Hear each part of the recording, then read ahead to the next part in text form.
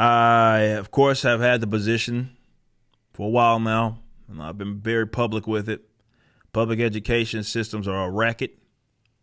Really, all it is a Ponzi scheme for a lot of these educators, especially with higher education, like college and stuff. Well, you get a degree, and the only thing you can do with the degree is teach other people, become a professional academic, and teach other people that are also getting a worthless degree. That's really the only thing you can do with it. But you're seeing, as people have paid more attention to what these public schools are teaching, many people have taken their kids out. Great. It's fantastic news. But as more of that happens, you are going to see public educators specifically that know in the event that the entire public education system was marketized, they will be without a job. So if anything threatens that, they are going to demonize it and do everything they can. And my man, who has been leading the charge on talking about this specific issue, my man's Corey DeAngelis. We've had him on for Cannon's sake before.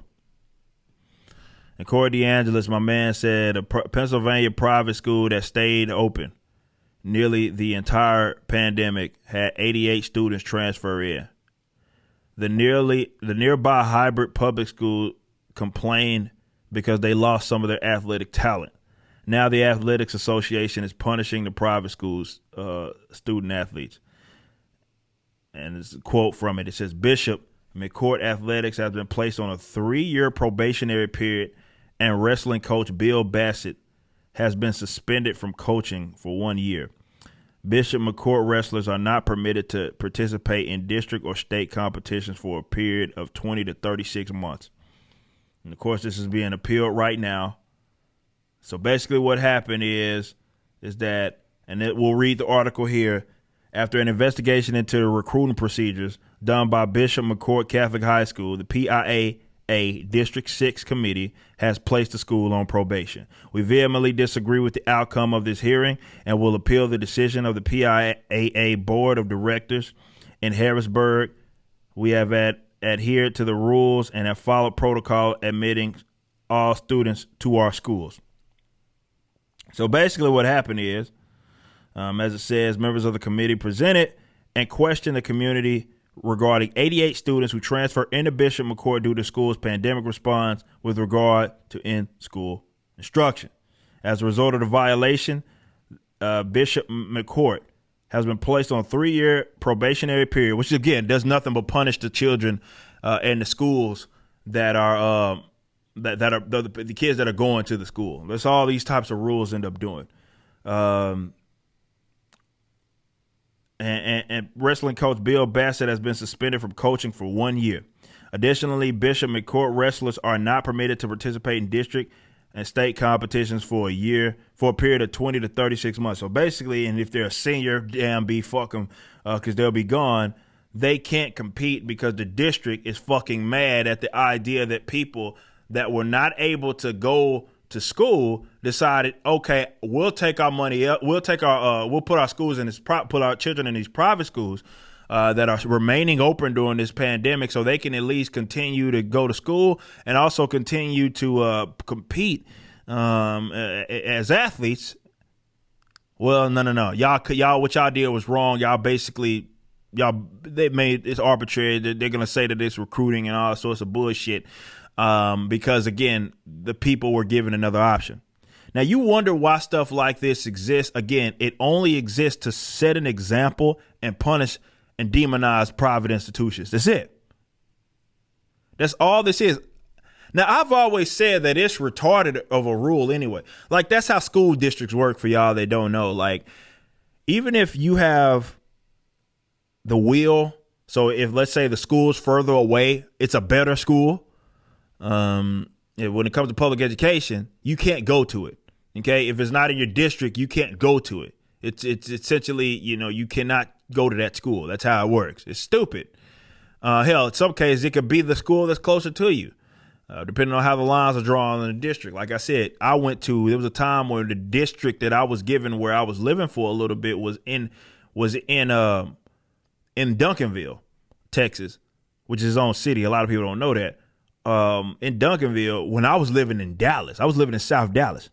like Southwest Dallas. I was living in South Dallas, but they said that the closest school to me fucking wasn't Duncanville.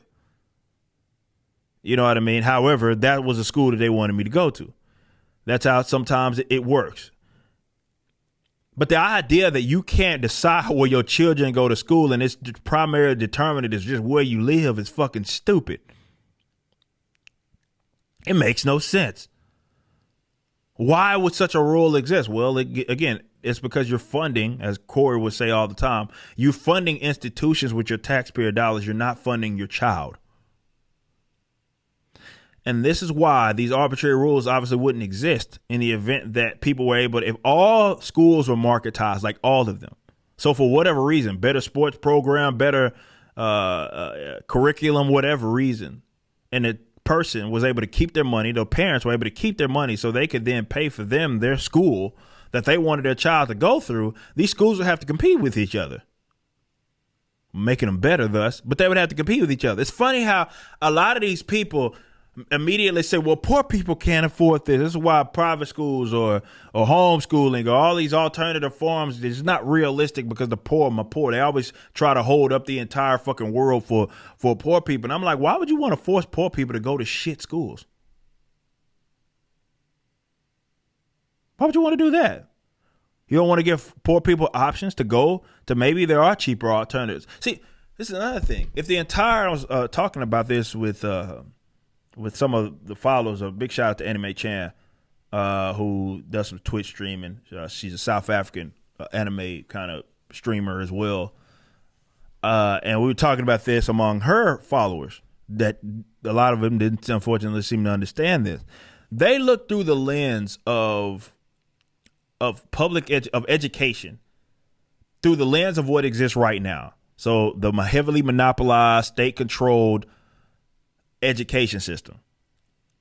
And they say if you marketize it, well, it would cost what basically private schools cost now, which again, there's a lot of myths surrounding that. It is a fucking myth that all private schools cost like fucking $20,000 a year. That's bullshit. And I don't even know how that lie gained ground. There are a lot of affordable private schools that are out there in any given area. So I don't know where they got that information that it's just rich people that are going to private school anyway. Nonetheless, if the entire system was marketized, you couldn't even envision what that would even possibly fucking look like. So you can't determine what exists right now and just say, well, if we marketize the system, it would just be what private school is now. No, even with private school, as you're seeing right now with this story, has to bend and move around the public school curriculum, or rather the public schools and their rules. We're advocating that a lot of those don't exist. That's it. So maybe it doesn't even look like a K through 12, which I think is a fucking outdated system. Like in itself, the K through 12 in this digital age, the fact that we have this typical K through 12 system is nonsense, right? Maybe that works for some like kids, and maybe it doesn't work for others. Like, why does that have to be completely standardized? Is, I think, bullshit. It just doesn't make sense. It's just for the sake of protecting the status quo, and that's it. So this is my thing. My mother opinion, I've said before, get your kid the fuck up out of public schools. But what you're saying is why right now they're latching on to them as such. Like they will punish private schools who simply say, you know what, we're not going to be closing down. We'll allow it to stay open. And some parents say, shit, I'll pay out of pocket to go there. And now they're trying to punish them.